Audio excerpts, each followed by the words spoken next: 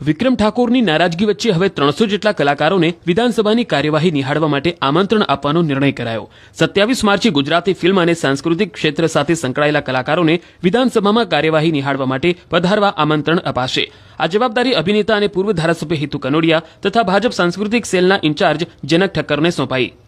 મેં પહેલાં જ કીધું હતું, મીડિયાના માધ્યમથી મેં પહેલાં જ જાણ કરી હતી કે હું જઈને સીએમ સાહેબને રજૂઆત પણ કરવાનો છું। હું સીએમ સાહેબનો આભાર માનું છું, ભારતીય જનતા પાર્ટીની સરકારનો પણ હું આભાર એટલે માનું છું કે હું અપક્ષ તરીકે ચૂંટાયો છું ને મારી વાતને પણ એમણે અનુમોદન આપીને તમામ કલાકારોને આમંત્રણ આપ્યું છે। સ્વમાન દરેક કલાકારનું હોય છે અને એ સ્વમાન જાળવવાનું કામ આપણી ફરજ છે। લોકશાહીની અંદર આપણે તમામ લોકોને બોલાવવાનું આમંત્રણ જે આપ્યું છે તમામ કલાકારોને ફરીથી મેં ચેનલના માધ્યમથી પણ કીધું હતું કે રજૂઆત પણ કરી છે અને બોલાવશે ટૂંક સમયમાં, અને એમને ટૂંક સમયની અંદર એટલે 26 અને 27 તારીખે આમંત્રણ આપ્યું છે।